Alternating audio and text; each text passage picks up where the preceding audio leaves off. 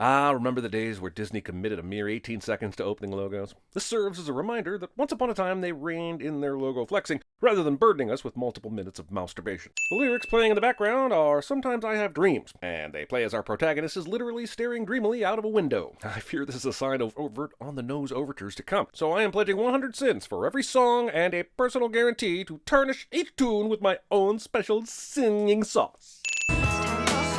Why does the cat need to move just because you have to go to school? Okay, maybe Mia doesn't want Louie clawing up her discount Rapunzel retreat while she's gone, but then why did she leave the ladder down and the hatch open for easy access? Stop Hathaway handling the kitty for no reason. Also, Mia leaves her room with the lava lamp on. Turn that thing off! Better yet, throw it away, because anyone perpetuating the lie that lava lamps are a viable decoration worthy of the electricity they use should be slapped by a lump of lava. Male gazing a 15-year-old. Yes, I know Anne Hathaway was 19 when she filmed this. Are you telling me that makes it better? This is not a beach. What the is this climby, slidey, don't want to grow upsy house? If they're trying to give me something to relate to in the first few minutes, I guess Peter Pan Syndrome Art Monkey is my best bet. Super relatable for the target audience, which is of course me. I'm Lana.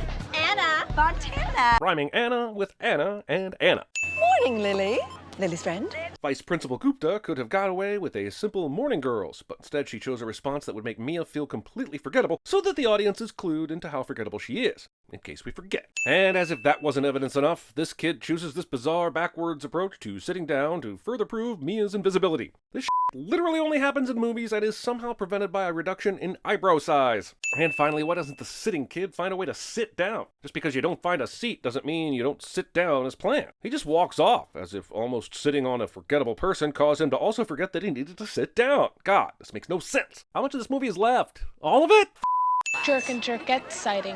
What? You never saw two idiots exchange saliva before? Ah yes, nothing like the 1-2 punch of your friend interrupting what you are saying to make you look at something and then chastising you for looking at said thing. Damn it, Lily. Mia is a princess. Save your shenanigans for the plebes. Never in the history of kissing has this bubblegum blow bite been sexy or okay in any way. Someone took the time to write over these chalkboard letters twice, maybe 3 times, and that person has far too much time on their hands. It looks like the debate team went to the CinemaSins school of justifying things. The overacting of the students in this movie is ridiculous, but perhaps the most annoying example is this kid triumphantly pumping his skateboard into the air as he mocks a fleeing and mortified Mia. Why risk the injury of an accidental drop of the skateboard on your person? Why carry it during your debate class at all? Even birds must learn how to fly. You gotta move on from what's breaking your heart.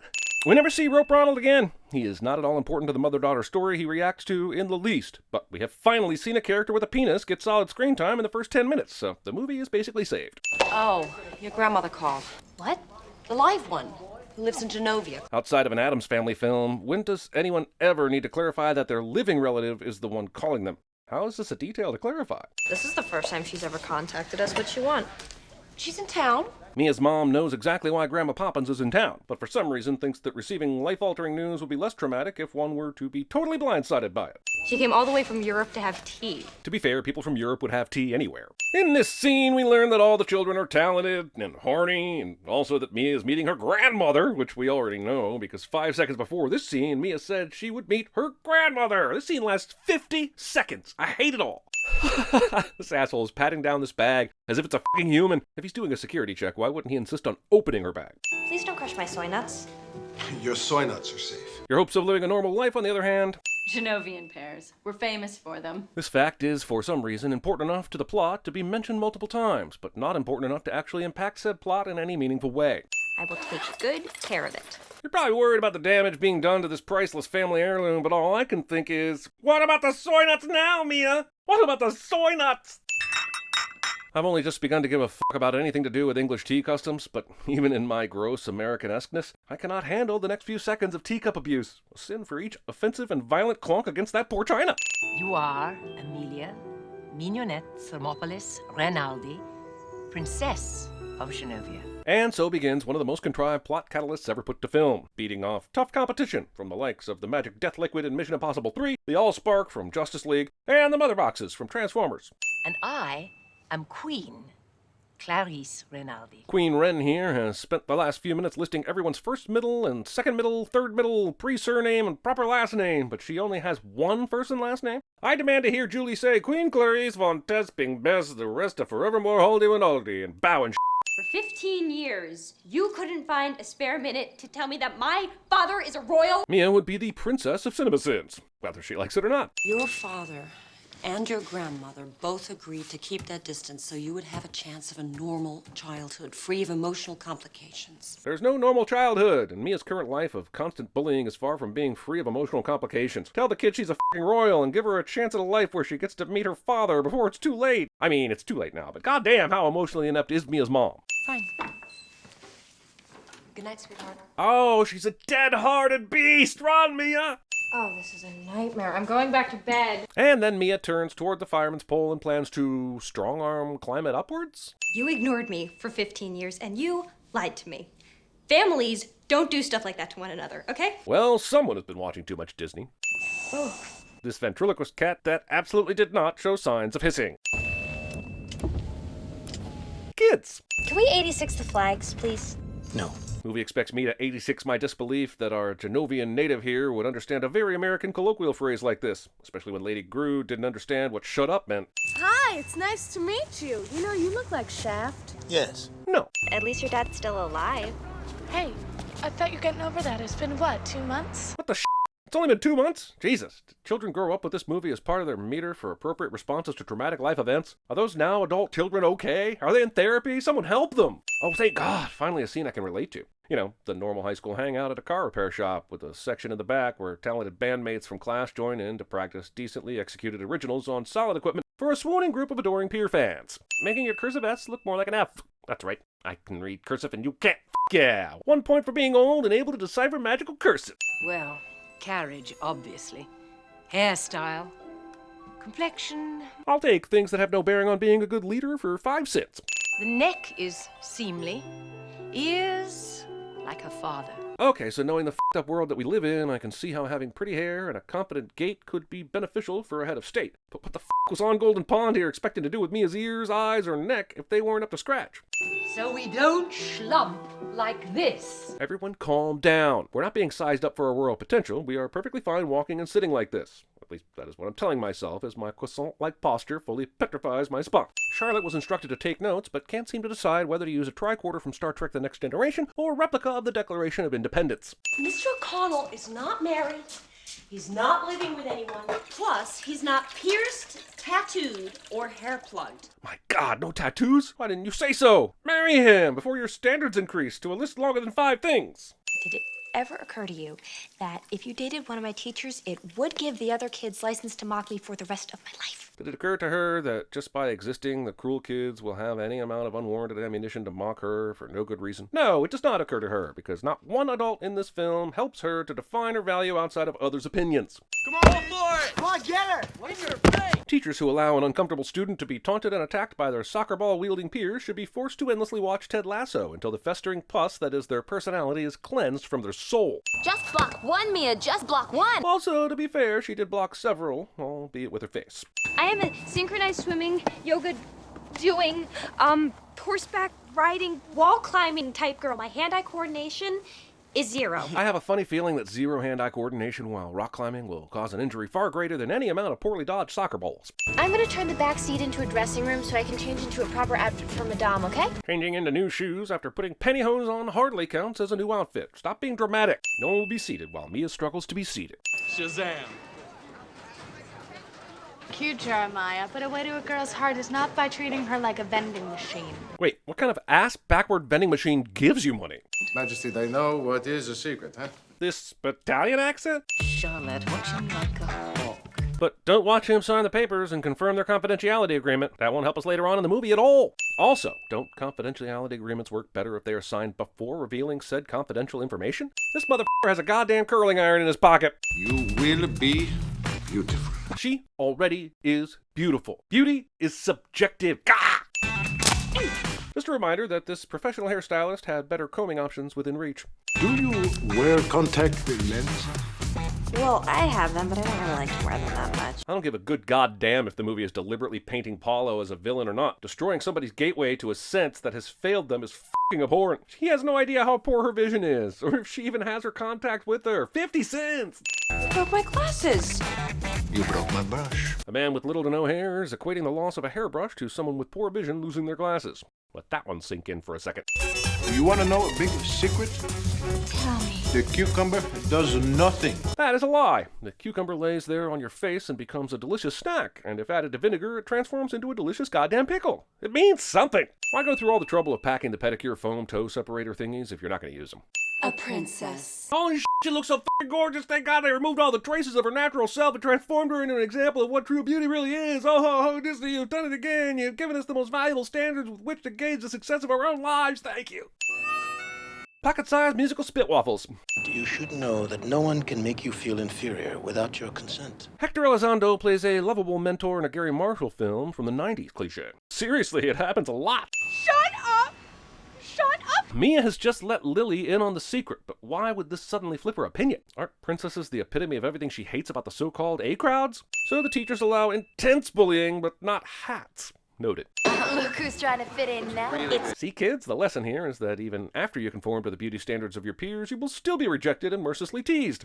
Well, I think it rocks. Mia's best friend is more willing to come to her rescue now that she knows Mia is a princess. In your spare time, I would like you to read these. Reading. But if she absolutely has to read something, shouldn't it be about the f***ing country she might be ruling? So this is considered art. Mia is talking to her mother, who is an artist, while living in a goddamn art gallery filled with paints and canvas and frames. Everything is art. Why is this scene? Now that you're out, would you come on my cable show on Saturday night? Yeah, sure. Bribery! The only surefire way to keep your shallow friends. I'm gonna buy you another charm for your charm bracelet, okay? Oh. Bribery! The only surefire way to keep your princess friends. You are much prettier. See, it's funny because this woman has a big nose and isn't pretty at all. That's what the Princess Diaries taught me. Oh, and how to go f*** yourself, Disney. Someday we will own Zenobia again, and you will be queen. Loudly expositing your villain plan in front of the people it would offend the most. And before the appetizers have been served, no less. I thought manners were important to these people. She didn't realize it was frozen. What should we do? Well, we should take that much too. My goodness, that accent made the trip from Edinburgh to Buckingham in a matter of seconds. I'm out of here.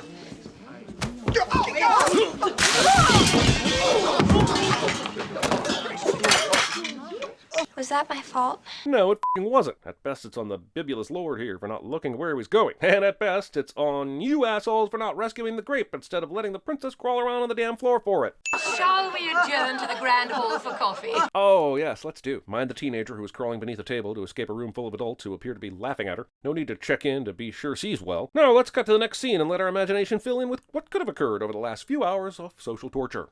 Sorry I let you down, Dad. Yes, you're the one who needs to be sorry, not the man who let his mother convince him to divorce his wife and never see his daughter again. You are the asshole here, of course. It's a she thing, and it's all in me. I could be anything I want to be. Go, it's going, go, go. You do it, go! Cheating.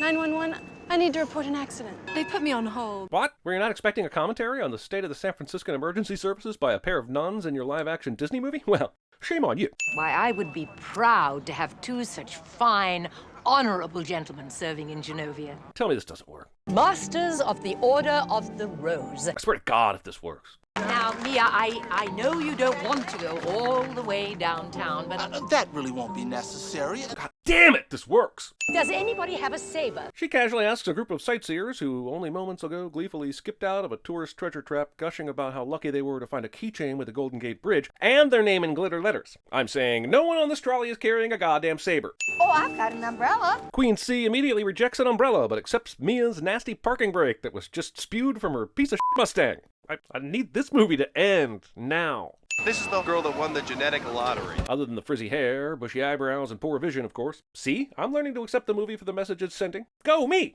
So many feelings, emotions running away with me. I hope you get your first real foot-poppin' kiss. Is Helen aware that Mia is likely being used by the horrible kids at school and choosing to let Mia learn lessons on her own? It's either a choice to turn a blind eye or a truly blind adult. Both make me want to plot out how to buy every copy of this movie and shred them in one of those industrial wood chopper things. I've always wanted to do that with something other than a tree. Not a body, Jesus. I wouldn't dare subject you to the brain-scraping musical tragedy that is Stupid Cupid, so just trust me when I tell you that the backup singers are supposed to be singing into the microphone and are not. It's Saturday night, and welcome to my cable show. Starting your show before the camera operator has given you the thumbs up. Amateurs. What, too mean? I'm just getting into the Disney spirit of beating these teenagers into a miserable pit of inadequacy. Hold me Oh, baby, 'cause you know me. 'Cause every single touch, it's more than just a crush. You couldn't shoot this in focus. Did anyone bother to watch this movie before dumping it in theaters? Don't be shy! Come back! Come back! I'm in a helicopter and could follow you, but don't want to do helicopter things and fly. Mia, the coast is clear. Hey, this is one of the few times where that truly applies. Damn movie can't even do abstract metaphors properly. This uninterrupted and disturbingly blinkless stare. I almost gave a sin back for the ridiculousness that is this newspaper article turned pumpkin decorating fairy tale, but it didn't go bonkers enough to be original, and ultimately it's just replacing the spinning wheel from Sleeping Beauty with pumpkins. Yes, I read the entire article and can back this up. Don't believe me? Check the link in the description for a special tale just for you. I really embarrassed the family, didn't I? Not to put too fine a point on it, yes, you did. Hold on a second there. None of this is actually Mia's fault, right? She didn't ask to be swamped by journalists. Sid from Toy Story was clearly kissing her against her will, and the discount mean girl literally set her up with this hideous trick. And if Clarice knows it all, is unaware of that, then why didn't Mia explain it instead of falling on her emergency brake? I think you're making a wise decision to abstain from the job. Either I've misunderstood the stakes here, or Discount Queen of England is giving up far too easily. What happened to Genovia's future relying on Mia carrying on the royal line? Is Clarice really going to give up on Mia and by extension Genovia because of a beach party gone wrong, which, and I repeat, was not Mia's fault? She's only 15, but today she acted beyond her years. She showed great respect and gracefully accepted your criticism. Bullshit.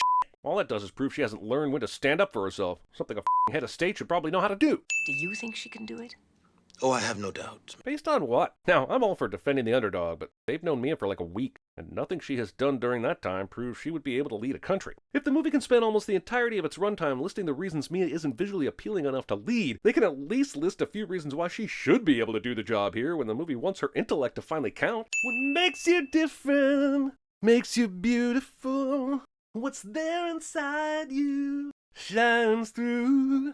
We now take you away from the thrilling tale of a teenager's horrific life at school full of assholes to this super bendy teenager who appears to need a medic. To make up for my missing your cable show, I'm inviting you. To be clear, Mia isn't inviting Lily because she's her best friend. It is to save face. The movie was this close to actually giving a fuck about real relationships. Just hit the ball. I don't want to flunk you in gym class. So they'll be flunked for not hitting a ball? Does trying mean nothing? I want my participation trophy! Oh! And that right there is literally all the resolution you're gonna get from this Josh is a jerk storyline. No rousing speech from Mia, no dressing down from the teachers, just a serendipitous baseball to the bollocks. That'll teach him. That's right, the solution to bullying is more bullying. Mrs. Gupta, did you see what she did to me? Oh, no, honey, I'm sorry. I was in a very important meeting.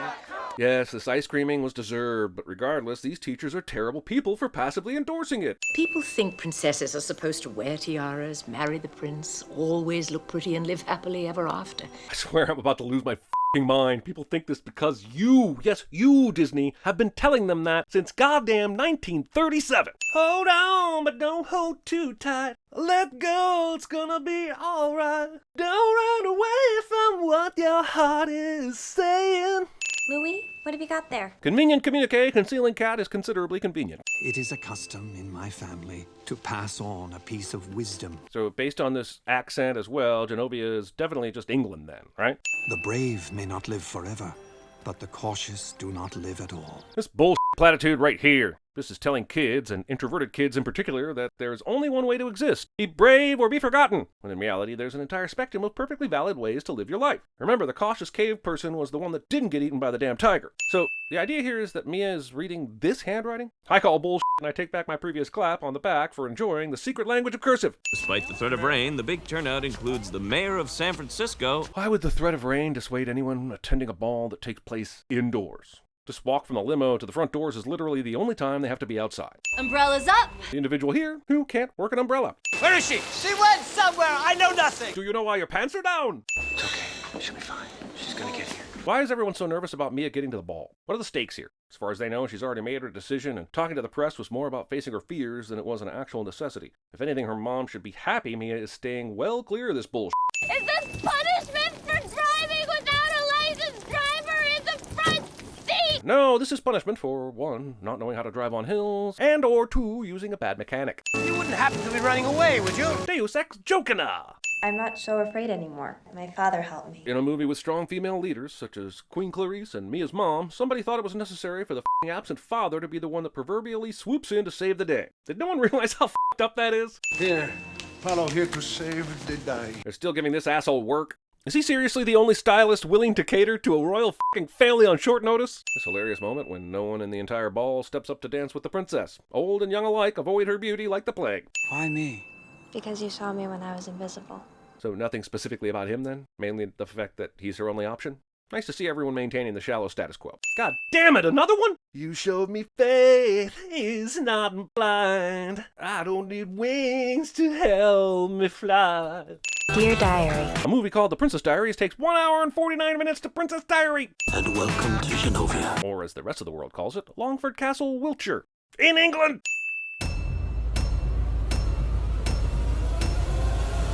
It's me, in this body. Oh my God, you ate the princess! Your hair should make a statement. As long as it doesn't say thank you very much for the Country Music Award. Ow! You'll be lucky if I can get it untangled.